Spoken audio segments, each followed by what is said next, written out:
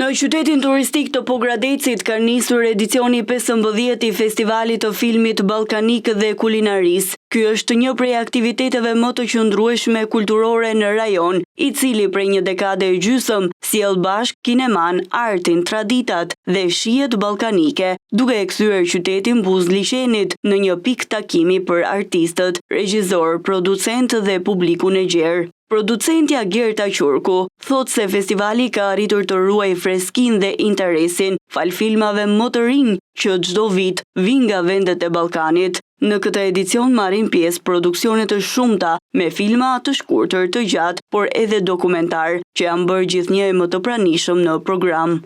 Këtë vit jemi në vitin e 15, jemi shumë të lumtur që kemi mbritur në vitin e 15.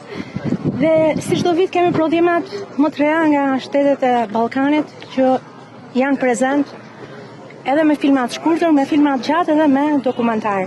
Organizatori dhe regjizori Eno Milkani tregon se këtë vit dokumentarët kanë spikatur më shumë se herët e tjera. Sipas tij, ky zhanër po fiton terren, pasi është më i thjeshtë për tu realizuar, kërkon më pak financa, ndërsa temat që trajton janë shpeshherë më të afërta me publikun. Kjo e bën festivalin edhe më të larmishëm, duke sjell perspektiva të reja mbi realitetin ballkanik.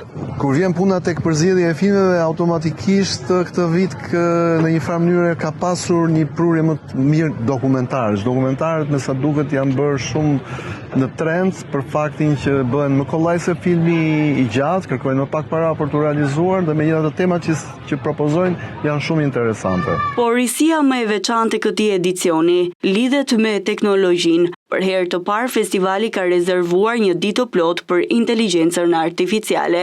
Nëpërmjet një seminari të posaçëm, është diskutuar se si inteligjenca artificiale ka filluar të ndikojë në industrinë e filmit dhe se çfarë mundësi ofron ajo për regjisorët dhe producentët e së ardhmes. Mbrëmja e Seintes do të sjellë edhe shfaqje muzikore, ku ritme tradicionale ballkanike do të ndërthuren me eksperimente të krijuara nga inteligjenca artificiale, duke krijuar një përzierje të pazakontë mes Balkan Rockut, Balkan Jazzit dhe tingujve modern. Më e reja që është edhe botërore lidhet me inteligjencën artificiale. Çka do të thotë dita e nesërme pothuajse dedikohet inteligjencës artificiale, se si ajo ka filluar të ndërhyjë dhe në kinema, dhe për këtë do të kemi një workshop, një seminar, një prezantim direkt të themi me Daniele Baldacin, i cili ka patentuar iCinema, që është një formë e re të themi e përfshirjes së inteligjencës artificiale në bërjen e filmit. Jo të gjenerosh imazhet me inteligjencë artificiale, po e ka gjetur një formë të re. Plus, në darkë do të kemi një orë muzikë me ritme ballkanike të alternuara, të kombinuara nga inteligjenca artificiale me zhanre të ndryshme, për shembull Balkan Rock, Balkan Swing, Balkan Jazz. Megjithatë, festivali nuk e harron as trashëgimin. Organizatorët kanë menduar edhe për publikun që e vlerëson kinemanë së kaluarës. Në program është përfshirë edhe një film i vjetër shqiptar i restauruar, duke i dhënë një tjetër dimension aktivitetit dhe duke i kujtuar publikut rrënjët e kinematografisë son. Por kjo nuk do të thotë që do heqim dorë nga e shkuara. Do kemi prezent filmin e vjetër shqiptar të restauruar në bashkëpunim me arkivin qendror të filmit.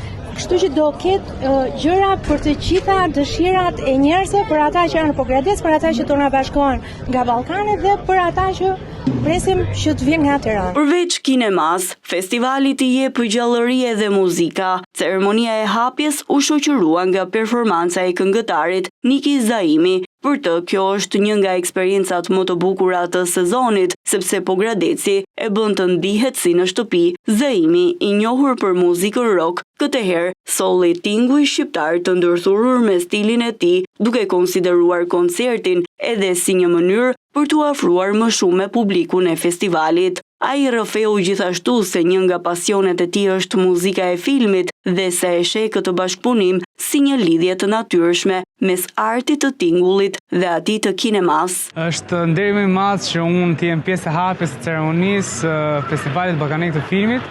Është kënaqësi të luaj gjithmonë këtu në Pogradet, sepse gjithmonë ndihemi si në shtëpi tonë dhe besoj është një përmbyllje e mirë e sezonit veror për neve.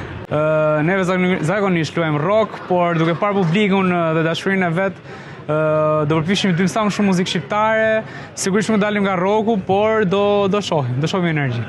Një nga pasionet e mia në fakt është muzika e filmit, ku kam filluar të mësoj produksionin, nga tematikat e para që kam mësuar është si të krijoj muzikë filmi dhe duke pasur një lidhje të tillë bashkë me produksionin, ndihem ndoshta si në brendësi të filmit, domethënë, dhe për mua është qef. Për disa ditë me radhë, qyteti Pogradecit do të mbahet në qendër të vëmendjes kulturore, ku vizitorët do të kenë mundësi të ndjekin shfaqje filmash, të marrin pjesë në seminare, të shijojnë kuzhinën ballkanike dhe të përjetojnë atmosferën festive të muzikës. Festivali i filmit ballkanik dhe kulinarisë është kthyer kështu në një traditë që jo vetëm promovon artin dhe kulturën, por edhe forcon rolin e Pogradecit si një destinacion turistik kulturor me peshë në hartën e Ballkanit.